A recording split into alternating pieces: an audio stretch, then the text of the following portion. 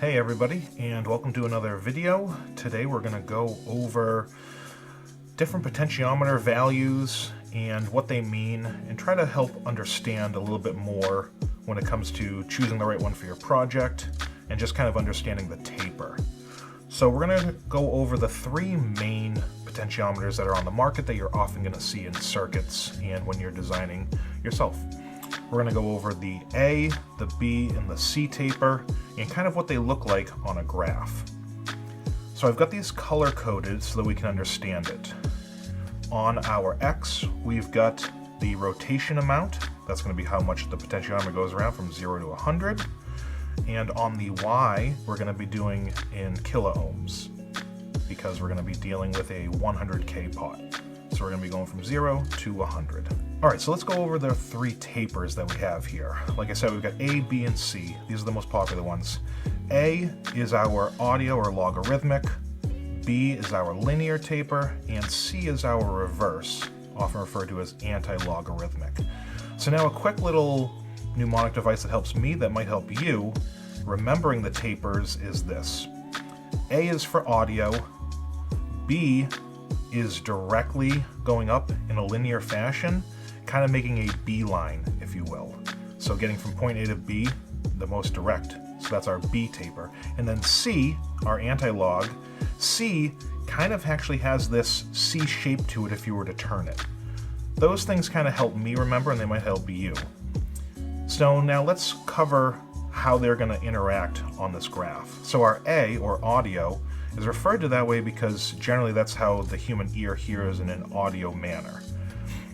So as we see on this graph here, we've got our yellow audio potentiometer, or logarithmic, and it's going to go up actually in a slow manner and then taper off really fast at the end to get to 100%.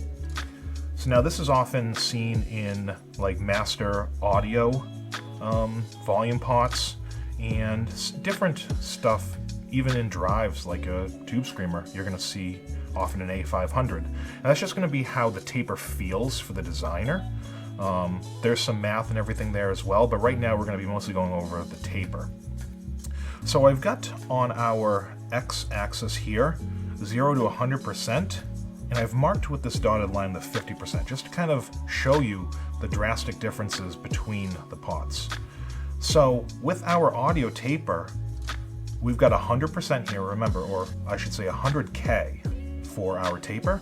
And as we see here with the audio, when we get to halfway, which would be right about here on the pot, when we get to halfway, we've actually only put 15K on the potentiometer itself.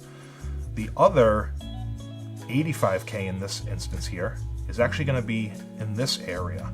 So you can kind of see that it really takes its time gradually going up, and then at the very end of the taper, it kind of bunches.